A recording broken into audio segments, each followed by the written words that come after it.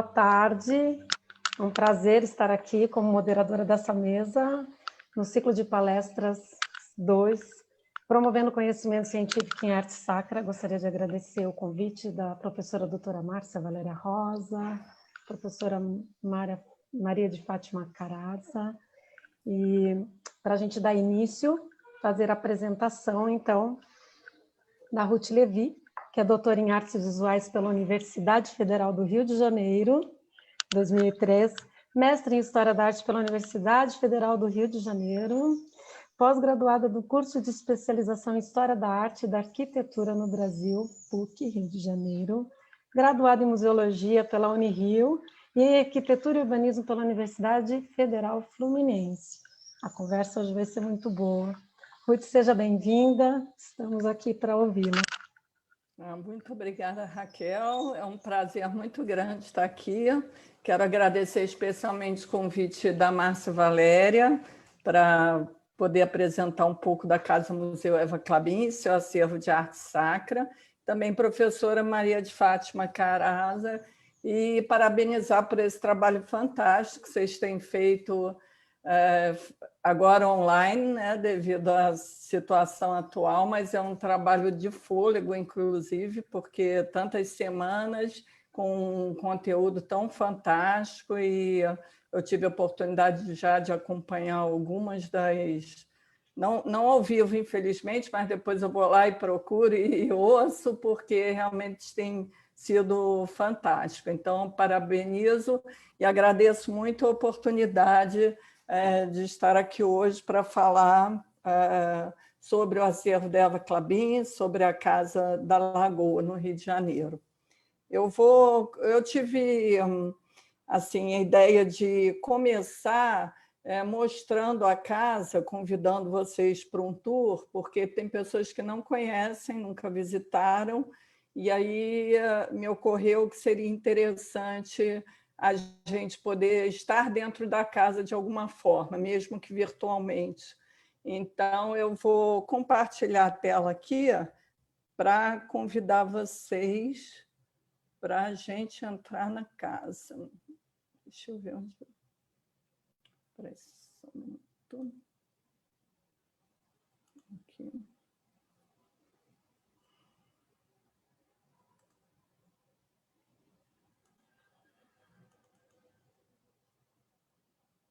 Nessa hora a gente sempre se enrola um pouquinho, mas vamos lá. Compartilhou, né? Sim. Tá. Então, aqui a gente está na casa onde a Eva Clabin morou por mais de 30 anos. Não sei quem conhece a Eva Clabin, mas então vou também falar rapidamente da colecionadora, que é filha de uma família lituana que veio para o Brasil no final do século XIX. Hessel e Fanny Clabin eram seus pais, e ela já nasceu no Brasil. Ela nasceu em São Paulo em 1903. E a infância e a adolescência ela passou entre Brasil e Europa, estudando na Suíça, na Alemanha, enfim, durante a Primeira Guerra a família ficou retida e na Europa, mas depois ela veio para o Brasil, e para o Rio de Janeiro ela veio em 1933, quando se casou com um advogado austríaco que já residia então no Rio de Janeiro. Mas sempre viajou muito, sempre cultivou essa cultura europeia, que foi da formação, né, dela e, enfim, da família, da irmã Emma, que também estará aqui representada hoje. E ela veio para essa casa na década de 50. A casa é um pouco mais antiga, não foi ela que construiu, a casa é de 31, e ela tem, o contexto dela é a urbanização da Lagoa Rodrigo de Freitas, que se deu na década de 20, né, aqui no Rio de Janeiro, e essa casa, então, foi construída em 1931. Eva primeiro veio morar alugando a casa, e depois ela comprou. Era uma casa menor, que depois ela fez uma grande reforma, porque em 1957 ela ficou viúva, casal não teve filhos, então, a partir de então, ela fez uma grande reforma na casa. Existiu a ideia de se demolir a casa e construir uma casa nova, o casal tinha essa ideia, alguns projetos arquitetônicos que a gente tem no nosso arquivo atestam isso. A Eva chamava de mansão das artes, Eva Clabin Rapaport, mas isso acho que um bocado em parte também pelo falecimento do marido, foi um projeto que acabou não sendo levado adiante e ela optou por fazer a reforma. Ela teve a oportunidade de comprar um terreno na lateral da casa e, com isso, ampliar muitíssimo uma casa que era bem pequena e que se tornou um espaço bem mais amplo. E, enfim, cresceu em função também de receber toda a coleção de arte que ela colecionou ao longo praticamente da vida toda. Ela começou cedo, e em alguns momentos ela teve oportunidades maiores e melhores de adquirir os seus objetos. Aqui a gente está no hall de entrada da casa. Eu vou priorizar aqui os objetos de arte sacra, porque a gente tem mais de 2.000 peças, é um acervo muito extenso.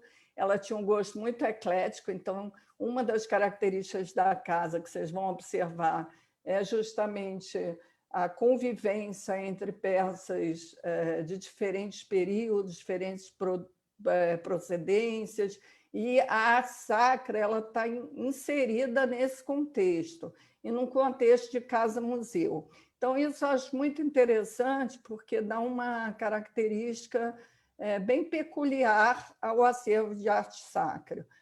Porque ele já está destituído do seu espaço de devoção, do momento que ele vai para o museu. E indo para uma casa, ele tem ainda o contexto de casa dá a ele ainda mais esse sentido, podemos dizer assim, desacralizado, né? Então, e a convivência com outros objetos totalmente diversos enfatiza isso ainda de forma mais forte.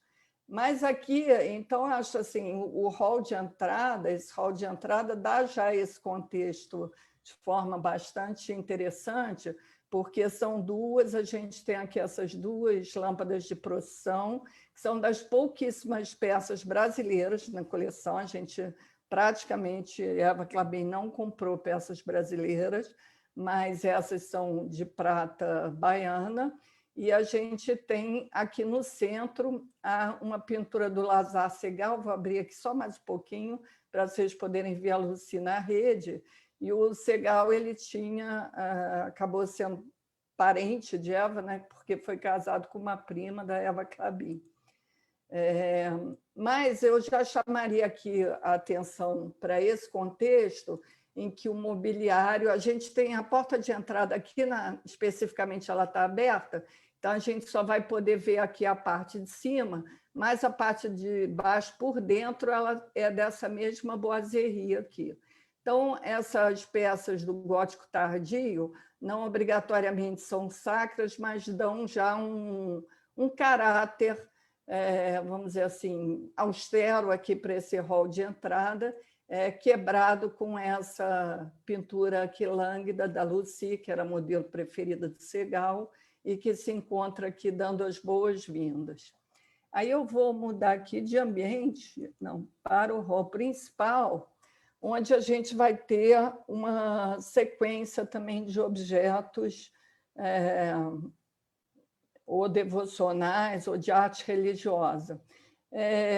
Eu gostaria de chamar a atenção que esse ambiente, na verdade, era, como eu disse, ela comprou uma casa menor, que foi ampliada, então esse ambiente foi a sala de estar da casa antiga. Chama atenção para a lareira, porque é claro que aqui nessa adaptação ela fez para recebeu uma peça que ela adquiriu, que também é desse gótico tardio, mas eu chamaria a atenção que a casa original tinha lareira de fato, que era uma moda, né? Foi uma moda nesses anos 20 e 30, ainda muito ligados ao ecletismo, em que as casas, essa casa dela é em estilo normando, que era um estilo muitas vezes escolhido dentro do contexto de estilos de época daquele momento, para casas mais ou de serra ou balneares, né? A gente tem vários exemplos aqui até na serra, em volta do Rio de Janeiro, de construções nesse estilo. E então, nessa casa, esse ambiente aqui, que tinha de fato uma lareira, era a sala de estar da casa. Depois a Eva comprou o terreno ao lado e ela ampliou muito a casa, então isso passou a ser um hall principal, o que para hoje, para a gente, como um museu, e um museu casa é um espaço fantástico. Foi muito bom que isso seja um hall e que, vamos dizer, tenha espaço, porque é o nosso espaço receptivo, né? Vamos dizer assim, por assim dizer, porque realmente é um espaço amplo e que permite esse primeiro contato com os visitantes. Aqui eu chamei a atenção para a lareira e acima dela eu vou mostrar já uma das peças de imaginária, que é essa Santa Maria Madalena. Tá? Então, aqui ela tem o pote de perfume, ela segura os cabelos, né, com os quais ela teria lavado e enxugado os pés do Cristo. Desculpa que eu não estou tentando mostrar aqui a parte de cima. Pronto, está aqui a imagem. Então, é uma das imagens que a gente vai ter na coleção, tá? Datada do século XIV, italiana. Aqui a gente tem um São Cristóvão, um relevozinho, que é da figura do São Cristóvão, e aqui eu chamaria novamente a atenção para esse aspecto da casa, que é conciliar peças de diversos períodos e procedências, e não devocionais com não devocionais, religiosas e não religiosas. Apesar de que outras coleções que para a gente não são, vamos dizer, consideradas religiosas, foram muitas vezes objetos de culto, objetos funerários, enfim, a gente também não pode esquecer disso. Mas hoje a gente está falando de arte sacra e principalmente arte sacra cristã, né? Então eu vou chamar mais atenção, mas chamaria atenção para duas vitrines que têm a arte chinesa e aqui a cabeça de Apolo, que é da Grécia Antiga. Eu vou falar depois, mas já é impossível não começar a dizer agora sobre a paixão que Eva Clabin tinha pelas Madonas, pela figura da Madonna. Então, aqui a gente vai começar com uma série de Madonas que a gente vai ver ao longo da coleção. Essa é a Adriane Rembrandt, é uma pintura do primitivo Flamengo, muito bonita, com ela é ligada à fuga para o Egito, né? Então já começa assim com uma qualidade incrível a coleção de Madonas da Eva Clabin. E na outra parede a gente vai ter uma outra, que é a Madonna com dois anjos, que está aqui, que é do Ian Provost, também uma peça linda, com, enfim, toda a parte de douramento nas vestes dos anjos, nas auréolas, enfim, uma peça também muito apreciada e muito interessante. E a gente vai ver outros objetos, que não pinturas ou mesmo esculturas, mas, por exemplo, esse cadeiral de couro, porque a coleção inclui também mobiliário, né, sacro. Então, esse cadeiral de couro, enfim, de uma igreja ou catedral, a gente não tem exatamente a procedência, mas é da França, uma peça francesa, século XV para XVI, com aqui essa parte que é chamada Misericórdia, ricamente decorada, a gente vê os detalhes aqui, e temos ainda uma outra escultura aqui de anjos, que é provavelmente uma porta de tabernáculo. Eu vou rodar aqui só mais um minutinho, porque eu não cheguei a mostrar. Isso aqui é um tapete que tem uma cena bíblica, que a Eva tem uma grande coleção de tapetes na casa, né? E aqui é uma cena que conta a passagem bíblica do José sendo vendido pelos seus irmãos a uma caravana, né?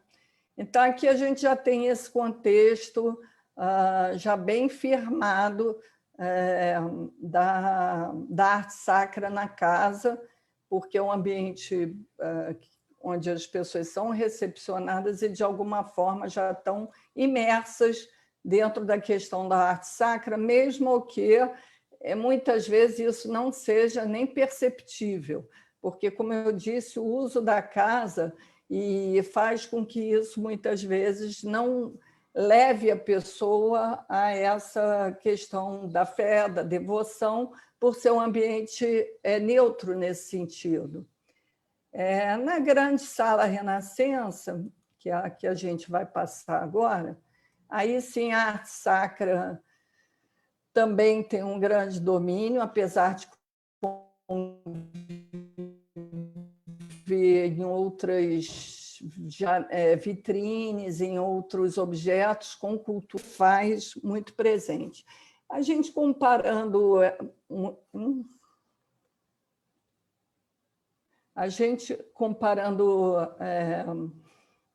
a casa de Eva Klabin com algumas outras casas-museus, que é um exercício assim, extremamente interessante, estimulante, e que volta e meia eu faço, e a gente faz lá na Casa-Museu.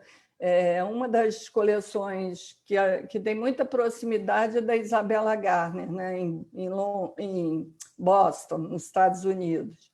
A história das duas colecionadoras tem, inclusive, alguns pontos de convergência, então é muito interessante tentar traçar esse paralelo, e a coleção também tem muitos pontos de convergência. Claro, a Isabella é uma coleção muito mais ampla, a casa também muito mais ampla, tem a nova ala, né, da década de 2012, se não me engano, do Renzo Piano, enfim, é uma outra dimensão, mas é um exercício muito interessante. Nas casas-museus, muitas vezes a gente vê o ambiente que é a capela, é muito comum. Entretanto, Eva Klabin, de família judia, né,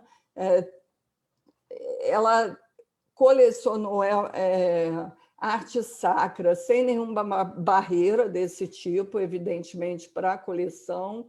Entretanto, acho que podemos pensar que ter uma capela na casa poderia ser um pouco demais, né?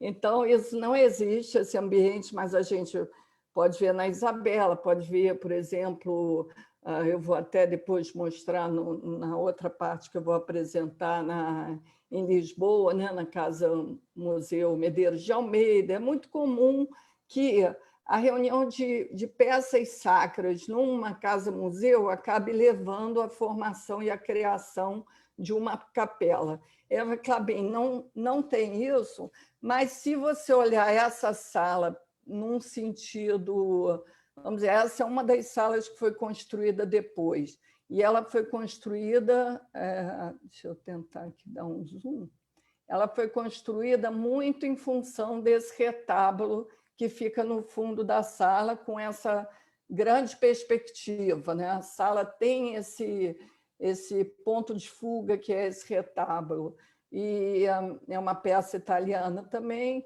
e com 5 imagens, e é um retábulo, não existe a parte da frente do altar, mas é como se fosse um altar, né? Então, assim, é significativo. E nessa sala, aí eu veria, assim, se a gente... É um exercício só e assim, é uma vontade de ver, mas a gente pode ver que Eva colocou, de um lado, esse nicho, que traz a Madonna do Botticelli, ladeada de 2 de 2 santos, e nas 2 paredes que a gente não consegue ver tem a figura de mais 2 Madonas. Então, é como se fosse, se você assim quiser interpretar, como se fosse uma capela lateral, vamos dizer assim. Se a gente imaginasse que esse ambiente pudesse ser considerado uma capela, o que positivamente não é. As outras vitrines que trazem Egito, que trazem peças greco-romanas, te puxam para um lado completamente diferente, mas como hoje a gente está falando de arte sacra, a gente pode se dar a esse direito de querer ver esse ambiente assim. E eu diria que, no outro lado, a gente tem um outro conjunto com uma outra Madonna muito especial, que é a Madonna do conjunto... Aqui a gente tem um conjunto de La Robbia, do ateliê dos de La Robbia. Então, 2 anjos de Luca de La Robbia, o tom da moldura é do Andrea de La Robbia, e no centro a gente tem a Madonna propriamente dita, que é do Benedetto da Maiano. Então, com isso, hoje, especificamente, eu faria esse exercício da gente ver o ambiente com esse diálogo, essa conversa visual entre essas peças e essa colocação, até de certa forma, em forma de cruz, que a gente tem aqui nessa sala, com peças e outras peças que vão, a todo instante, trazer os temas religiosos e de devoção. Essa maiólica de Urbino, por exemplo, vai ter a cena da fuga de São Paulo, o momento em que ele é atingido por um raio. A gente vai ter as Madonas nas outras paredes, essa aqui, da Escola de Donatello, vai ter mais uma Madonna aqui com São João Batista e uma da Escola Lombarda. Temos uma outra figura aqui, já passando para a escultura também, de uma Madonna francesa. Então, a gente pode ver que a sala ela é toda pontuada realmente pelas peças, aqui mesmo nos textos, pontuada pelas peças de referência religiosa. Aqui no retábulo, eu vou chamar a atenção para o São João Batista e São João Evangelistas, que ladeiam a Madonna Central, da qual eu vou falar mais tarde, e 2 anjos concluindo esse conjunto bastante impressionante dessa sala. Ao mesmo tempo, essa é uma sala de estar da Eva Clabin para seus momentos de... Quando ela tinha um outro ambiente, que era um ambiente mais íntimo, esse é um ambiente quando ela recebia, quando dava festas, então. E nesse sentido também, toda essa construção que eu fiz de um ambiente possivelmente religioso, ele pode ser, em um segundo, desmontado no sentido do real uso que era feito da sala e mesmo assim vamos dizer assim, da percepção dos visitantes, porque muitas vezes, assim, para os religiosos, para as pessoas mais religiosas, essas peças podem representar peças devocionais, mas para o público, de um modo geral, não é o que a gente constata na casa-museu, né? São poucas as pessoas que realmente assim, veem esse acervo dentro desse contexto mais ligado à arte sacra propriamente dita. Então, apesar de ser uma arte religiosa, ela fica muito destituída da sua função original. A gente ainda tem aqui um outro quadro que é muito bonito, comprado do Bardi, que é a Sagrada Família de São João Batista. Fechando aqui, e essa outra peça, esse fadistol aqui, estante para livros sagrados ou para coro, e uma figura de bispo aqui, então, e de um profeta aqui. Então, a gente vê que realmente são ambientes, é um ambiente extremamente rico em arte sacra dentro do contexto da Casa Museu Eva Clabin. Eu tenho certeza de quem não conhece a casa gostaria de ver a casa toda, mas infelizmente hoje a gente não vai ter tempo para isso, então vou pular as salas do primeiro andar, que a gente não vai ver hoje, e vou subir para o hall superior rapidamente, para a gente ver o que a gente chama muitas vezes de hall barroco. É o chamado hall superior, mas acabou... Usualmente a gente fala hall barroco por causa da reunião de peças que a gente tem aqui. Logo subindo a escada, a gente se depara com a Santa Teresa d'Ávila, é uma peça austríaca, né, do século XVIII, em madeira, muito imponente, quase tamanho natural, e que recepciona o visitante quando ele chega ao segundo andar. Que depois dessa porta verde em diante serão ambientes mais íntimos da casa, mas que nesse hall ainda não, até porque a gente tem nosso auditório ou sala de concertos exatamente aqui. Então, é um ambiente que funciona também como um foyer, então ele é extremamente composto com peças religiosas, mas, como eu venho dizendo, isso se desfaz muito rapidamente quando a gente tem um concerto ou um show no nosso auditório, por exemplo, quando existe uma movimentação que não é propriamente aquela de dar muita atenção às peças que estão aqui. Então, além da Santa Teresa, eu vou mostrar um pouquinho mais de perto o São Jerônimo Penitente, do José Ribera, cruzes processionais, aqui a gente tem turíbulos, tem um ostensório. Então, ao mesmo tempo, esse outro conjunto, existe em toda a casa a questão de construção assim, muito premeditada de conjuntos, e muitos desses conjuntos dotados de bastante simetria, que é um traço também da casa, e, de certo modo, aqui ela constrói também o que poderia ser não digo um altar, mas um oratório doméstico, poderíamos até dizer assim. Não, aqui também a gente tem anjos austríacos e no centro um porta-missal peruano, uma outra peça. É bom, né? Você não tem mais sentido falta de ar?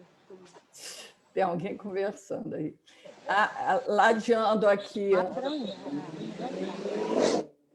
ladeando a entrada do auditório, a gente tem essas duas placas, aqui com as cruzes, com as chaves, né, de São Pedro. E nessa paredezinha ainda mais duas peças, uma cabeça de bispo e um São Miguel Arcanjo. Eu vou pular um pouquinho para chegar só no quarto da Eva e mostrar uma curiosidade, que nesse quarto também a gente não tem tantas referências religiosas assim, mas tem as mesas de cabeceira, são essas peãs, né, com os anjos que formam as mesinhas de cabeceira da Eva Clabin. Então, assim, é interessante notar os outros ambientes que eu não entrei, eles vão ser muito menos guarnecidos de peças religiosas. Às vezes tem um ou outro ponto em que elas estão presentes, elas fazem presente, mas muito menos, né? No quarto até conto uma história que a gente hoje em dia quase não fala mais, é uma história que ficou até meio antiga na Eva Clabin, mas que era muito contada alguns anos atrás, de que ela tinha 2 castiçais nesse quarto e que, em algum momento, um rabino que a foi visitar no quarto, me parece que ela não estava passando muito bem, e ele chegou até o quarto. E ele verificou essas 2 peças e ele pediu para que fossem retiradas. São 2 castiçais, uma mostra Santo Inês e a outra é a figura do Bom Pastor. Então, assim, isso é uma curiosidade, um negócio assim, é uma coisa interessante para a gente colocar como pensamento dessa colecionadora judia, e aí hoje a gente está aqui com 2 colecionadoras judias, depois o Paulo acho que terá a oportunidade de falar sobre isso também, como que a arte pode ir totalmente além da questão da religião, da religião da própria pessoa, né, para ser arte, para ocupar os espaços e para, enfim, fazer o papel dela independente dessa questão, né? Então, da devoção pessoal. Tenho certeza que todo mundo eu deixo convite, assim que a casa estiver aberta, que a gente possa receber de novo todo mundo na casa. E agora eu gostaria de compartilhar rapidamente uma outra tela para mostrar algumas outras coisas. Acho que eu posso new share, né?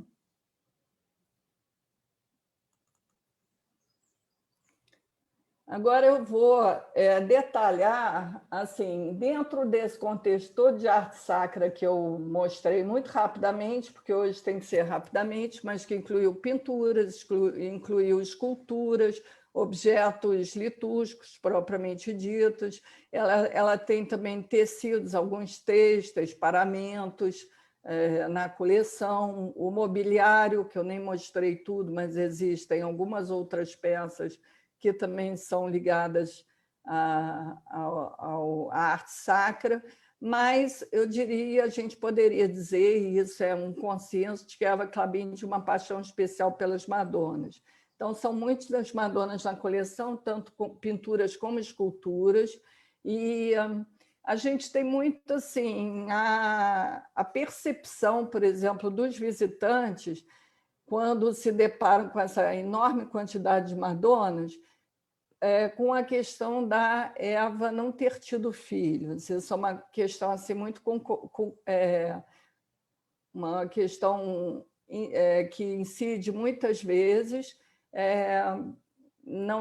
certamente não é a única motivação, a única inspiração da Eva. Eu aqui até coloquei um texto, um pequeno trecho do texto do Márcio Doctors no catálogo de Universos Sensíveis, que é a exposição que a gente fez junto com Emma em 2004, em que parte das 2 coleções se juntou e as 2 coleções estiveram primeiro na Pinacoteca de São Paulo e depois no Belas Artes aqui no Rio. Foi uma exposição lindíssima, mostrando assim o que as coleções têm em comum e o que é a especificidade de cada uma das 2 colecionadoras. Então, assim, foi realmente um momento muito mágico ter as 2 irmãs novamente juntas através dessa reunião de peças das 2 coleções, né?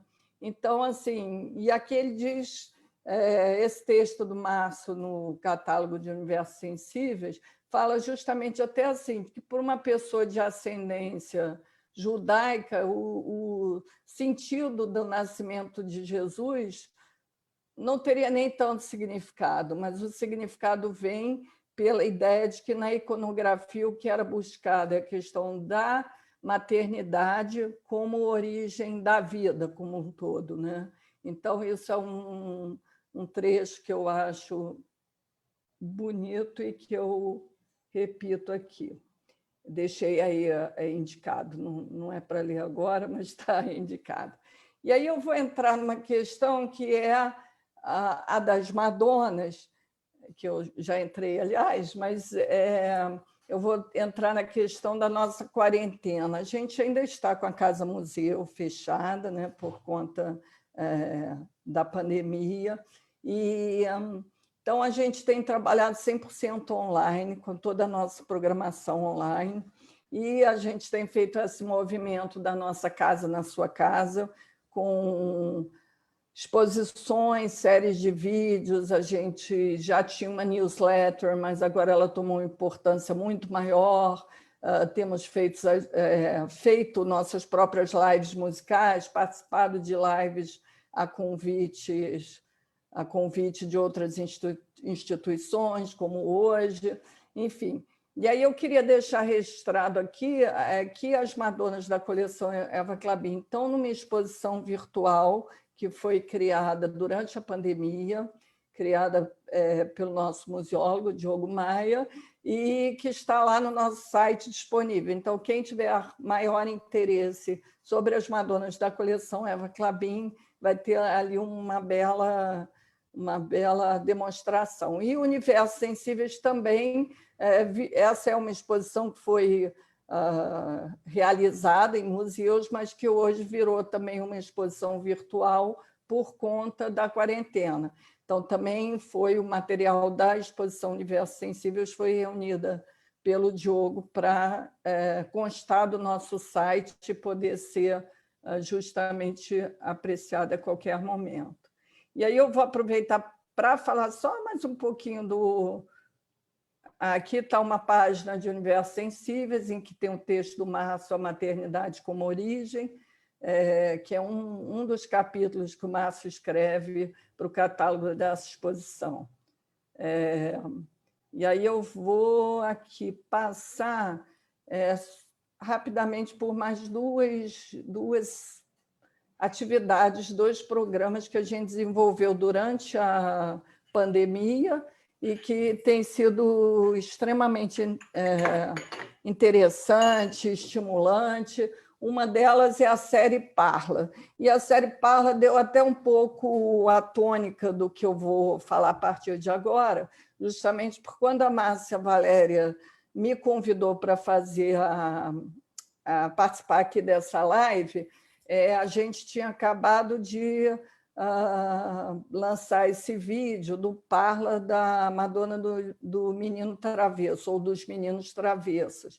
Então, ele é um dos vídeos que está disponível nessa série Parla. Aqui eu coloquei uns exemplos só das peças que são ligadas à arte sacra, da coleção Acervo Sacro, mas a gente já está com quase 30 vídeos sobre peças da coleção. E cada vídeo acompanha um documento, um PDF de Saiba Mais, porque os vídeos são feitos também para mídias sociais, então uma coisa mais rápida, um pouquinho mais superficial, não no conteúdo, mas na apresentação, por terem que ter essa velocidade, né, das redes sociais.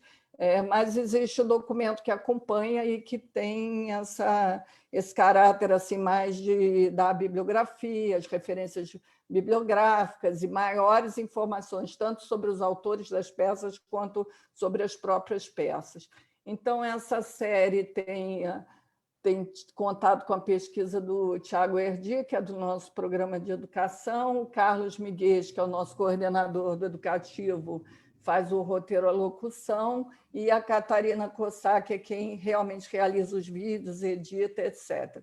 Então, a gente tem, tanto no nosso site quanto no nosso canal do YouTube, todos esses vídeos disponíveis. Quem se interessar mais, é só ir buscar e vai achar mais informações sobre a coleção como um todo, e especificamente sobre a coleção de arte sacra, o acervo sacro, que é o nosso tema do dia.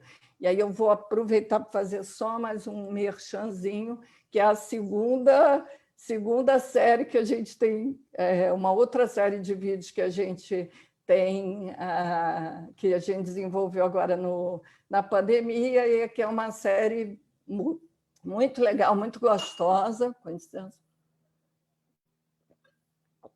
que é visitar o museu fechado na companhia do Diogo Maia, que é o nosso museólogo. Então, ele tem feito os vídeos semanais em que ele leva o espectador que está em casa a fazer uma visitinha também rápida a determinados ambientes do museu, aspectos da coleção, cada hora é uma coisa enfocada. Aqui eu também coloquei um panoramazinho das peças, dos vídeos que tem mais a ver com o que a gente está tratando hoje, mas isso também é geral da coleção. Então, eu deixo a recomendação também, quem quiser assistir esses vídeos também vale muito a pena. é uma forma de poder visitar o museu enquanto ele está fechado. E eu acho assim, essa ação online toda, apesar de toda a dificuldade da gente estar com os museus fechados e tudo, se a gente pode dizer que tem um lado bom, o lado bom primeiro, a gente pode passar por um número muito maior de pessoas, seja numa live, seja nos vídeos que a gente está produzindo, porque quem conhece a nossa casa sabe que a gente não pode receber muita gente ao mesmo tempo, porque existem ambientes pequenos, etc. E, com isso, a gente realmente consegue aumentar muitíssimo, né, o que a gente pode mostrar. Deixa eu passar rapidinho, senão não vou chegar na Madonna que eu quero e que foi a que eu prometi conversar quando eu falei com a Márcia Valéria, que é essa Madonna aqui, atribuída ao mestre da Madonna dos Meninos Travessos. É uma das Madonas mais curiosas da nossa coleção, ela fica lá no centro do retábulo. Se vocês lembram que eu mostrei o retábulo, é a figura central, e a curiosidade dela é justamente ela ter esse menino que foi convencionado aí de chamado um menino travesso, né? E aí eu trago esse caso porque é muito interessante, eu acho fascinante. É uma atribuição que, assim, há mais de 100 anos que os especialistas se debruçam sobre a atribuição de quem teria sido esse mestre. Esse mestre ganhou esse título, esse nome, pelo Willem Bode, que, enfim, historiador e curador alemão, que foi o primeiro curador, né, do Museu Kaiser Friedrich, que agora chama Bode em função dele, propriamente dito, em homenagem a ele. E aí, no final do século XIX, ele, através da observação e reunião de algumas peças, tanto nesse museu de Berlim quanto em Londres, ele chegou e cunhou esse nome para atribuição a esse mestre, que é o mestre das crianças. Aí você pode traduzir, né, de várias formas. Ele mesmo chegou a mudar o nome em algum momento, em que primeiro ele chamou The Derbenkinder e depois a Nachtigenkinder. Eu não domino o alemão, né, mas é sabido que isso deu uma conotação que antes era menos... que ela, às vezes, dependendo da língua que você traduz, ela é um pouquinho mais malvadinha com as crianças ou um pouquinho menos, porque, às vezes, é só uma criança. A gente chama, por exemplo, menino travesso, que não tem uma conotação ruim. Quando você diz uma criança irrequieta, muitas vezes você já está indo para um outro extremo, né? Então, a tradução leva, muitas vezes, a um entendimento. Então, isso é só mais uma das facetas do que é fantástico a tentativa de você determinar quem é essa pessoa e determinar realmente qual é a produção dessa pessoa. E que muitas vezes também não é considerado como sendo um artista só. O corpus do trabalho dessa produção muitas vezes é considerada como podendo ser de mais de um artista. Aqui eu vou passar muito rapidinho, são as peças que ele tinha no início e que fez com que ele fizesse esse artigo que apresentava esse mestre. Eu vou voltar as que são Madonna, eu vou voltar depois, então vou passar muito rápido. Algumas dessas peças, ele mesmo, ainda em vida, já determinou que não seriam desse mestre, seriam de outros artistas. Mas eu coloquei aqui só para a gente ter uma ideia do que foi esse primeiro núcleo, né? E aqui eu coloquei esse nome, como eu já falei, em algumas outras línguas, para se ter ideia, né? Nas línguas principalmente em que a literatura sobre esse tema está feita já, né? Tem registros. E hoje em dia, o artista mais cotado para ser esse mestre é o Sandro de Lourenço de Esmeraldo. Então, assim, eu coloquei só uns nomes aqui que eu achei muito interessantes. O trabalho dessa pesquisadora, ela chama, né, esse Márcia Denataren, que faz referência ao Bod, ao Sandro Lourenço de Esmeraldo, Turbulento, História de um Nome, está italiano, na verdade. Então, é essa história turbulenta de você buscar um nome para esse artista. Essa outra pesquisadora, Hannah Higman, ela chama de a construção e desconstrução desse mestre. E no Parla, que eu já citei, que foi feito pelo Tiago em 2020, ele chama a biografia de um quase desconhecido. Então, agora eu vou passar rápido, que eu achei que ia falar menos e a gente está com o tempo tomado. Esse aqui é o PDF feito para acompanhar o vídeo do Parla. Tá? Aqui é a foto da nossa peça, é uma foto original, bastante antiga. Aqui faz referência ao trabalho, faz referência ao fato dela se parecer com uma das peças do Kaiser Friedrich Museum em Berlim. Aqui está a página da pesquisa do Luciano Migliaccio sobre a nossa coleção, e aqui ele faz a ficha para esse é um trabalho de 2007, a publicação, mas ele já vinha trabalhando com a nossa coleção antes, e aí ele também dá muitas referências. Eu faço uma referência a Fernanda Correia, que foi nossa estagiária e hoje é pesquisadora, professora. Ela vai também tratar desse tema em 2012.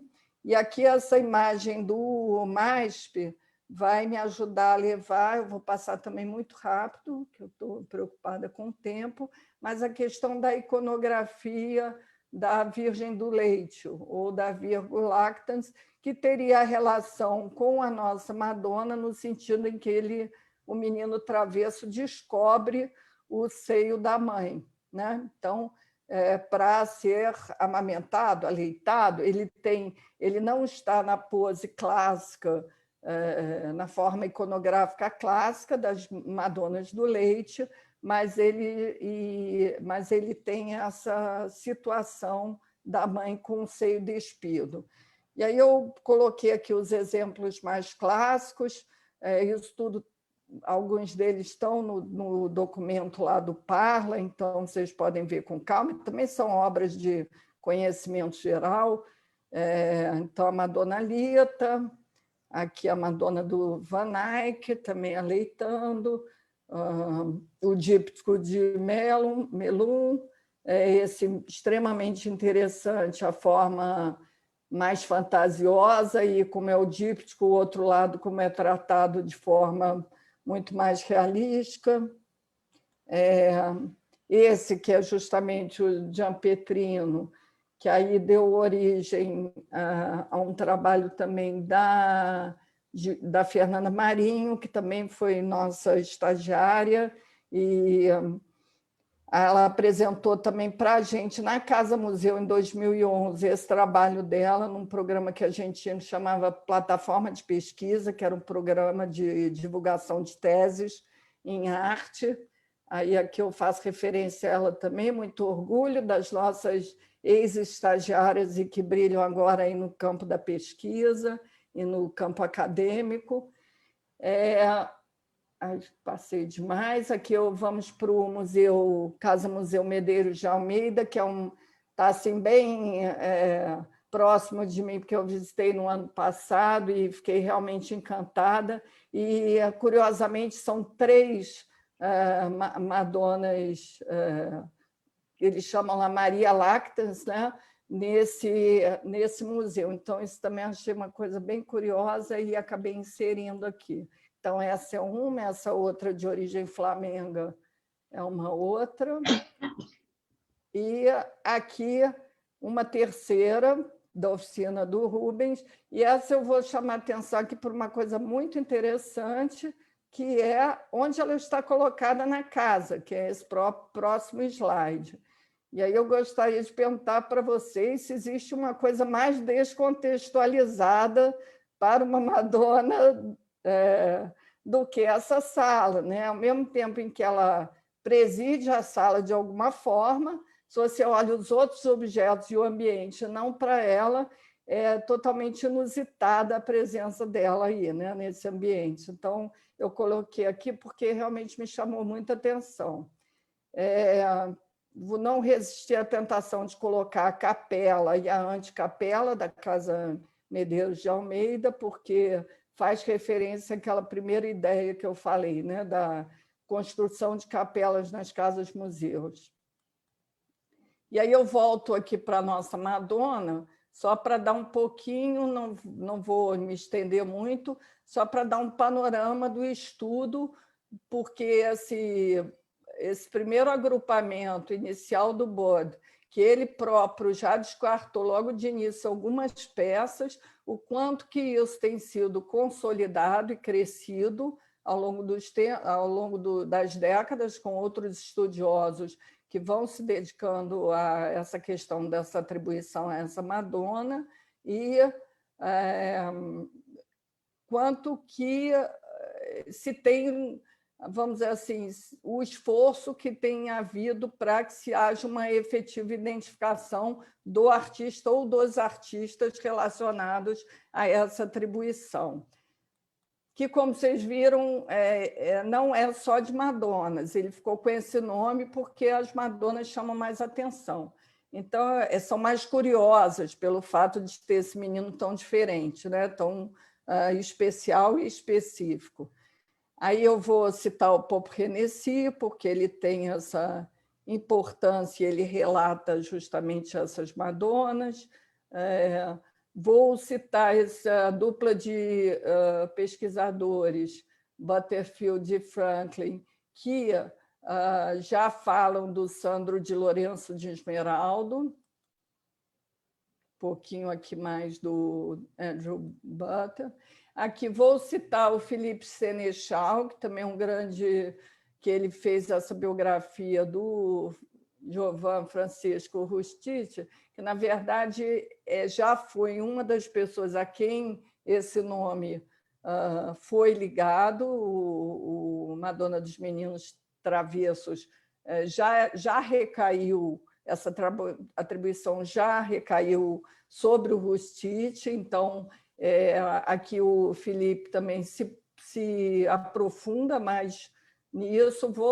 Já mencionei a Hannah Higham, que é uma tese, propriamente dito, também só sobre esse tema. Então, ela faz esse capítulo de construção e desconstrução, ela tenta reunir esse corpus mais atual, porque esse é um trabalho de 2015 desse mestre. Então, um trabalho muito interessante que, infelizmente, eu não consegui localizar as ilustrações, o que fez falta, porque, inclusive, ela cita a Madonna da coleção Eva Clabin, mencionando, vamos dizer assim, uma propriedade inicial, no início do século XX, do Benjamin Toll. E essa propriedade leva a venda dessa peça em 1932, num leilão, porque, na verdade, a colecionadora era a mulher do Benjamin Toll, né, que era um banqueiro em Pittsburgh, e a mulher morre em Paris, e ela que era colecionadora, e no ano seguinte ele vende toda a coleção. Então, essa peça foi vendida pela Christie em 1932. E ele acaba falecendo em 1933.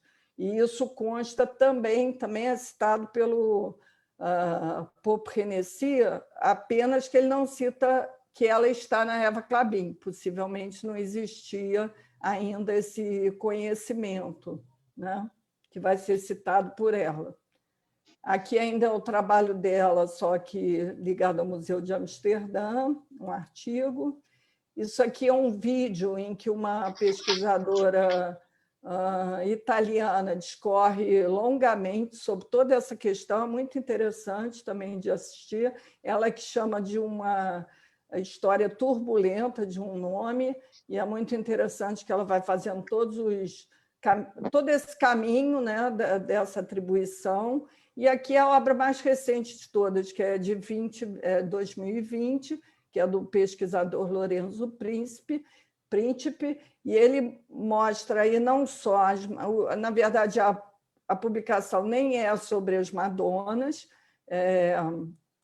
mas é sobre o Mestre das Madonas e suas imagens mais do Bacchus e do Arno, né, do Deus Rio, mas ele vai chegar, e aí eu tirei aqui um pouquinho, a um catálogo raisonné dessas Madonas. Então, aí eu vou passar rápido, são as páginas, e aí depois eu passo uma a uma. A gente não vai ter tempo propriamente de dissertar sobre cada uma delas, mas eu mostro para a gente ir ficando com essa ideia clara, porque tanto ela é a Madonna, como às vezes ela é a figura da caridade, com a chama na mão, ou com outras crianças em volta, mas que, na verdade, a Nossa Senhora do Leite tem essa relação também, né, com a Nossa Senhora da humildade e com a figura cristã da caridade. Então, vou passando o que ele reuniu no catálogo raisonné dele. Essa é uma imagem de Burnham que tem a cabeça, já existe uma intervenção, já não é original, do Museu da Inglaterra. Aqui seria uma cópia em mármore. Essa é uma das figuras principais, que é da caridade também, pela presença dos outros meninos, e que está lá desde que o Bod fez o primeiro grupamento, deu origem a esse primeiro grupamento, e que está no Victoria and Albert até hoje. Está aqui ela num livro antigo do Victoria and Albert. Essa outra versão, e aí a gente depois, em algum outro momento, a gente veria a relação de cada uma dessas peças em termos o quanto o menino é semelhante, quanto não é. Aqui, por exemplo, ele é um menino bem diferente da nossa figura, em compensação, a mãe é muito parecida. Essa que é extremamente parecida, a mãe, com o do Victoria and Albert, mas ele é completamente diferente, a criança. Enfim, a gente vai... Algumas dessas peças que eram de Berlim sofreram na guerra bombardeio ou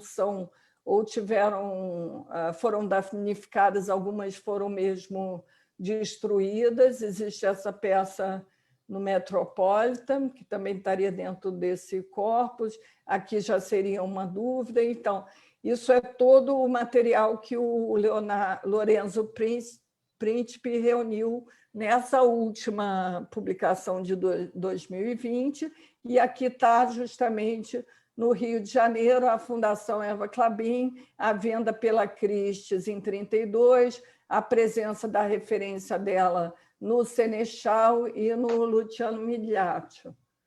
E aqui, enfim, mais uma peça que foi vendida pela Sotheby's em 2010.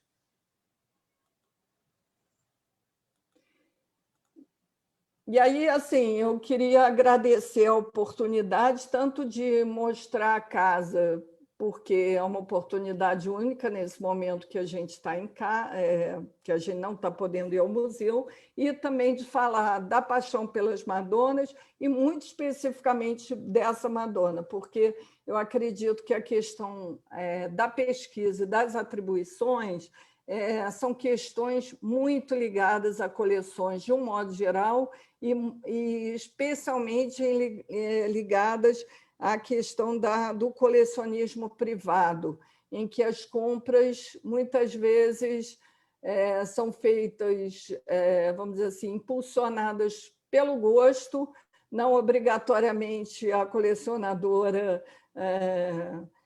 leva tão a sério a questão da documentação também, porque é um gosto ter aquela peça de alguma forma, e eu acho que a questão da pesquisa para confirmação ou para a extensão da questão da atribuição é sempre muito relevante. Então, foi nesse sentido, tanto por ser um tema caro à Márcia Valéria, que eu soube quando a gente conversou e ela me convidou para fazer essa apresentação, quanto um tema caríssimo para a Eva Klabin e um tema que nos fascina no sentido de ser uma pesquisa em aberto e que vai sendo consolidada a cada dia com novas informações. Eu acho isso fascinante. Então, muito obrigada pela atenção de todos. Bom, Ruth, foi uma apresentação excelente. Aqui, vários parabéns de quem vem participando, agradecendo a presença do Padre Carlinhos aqui também, parabenizando a instituição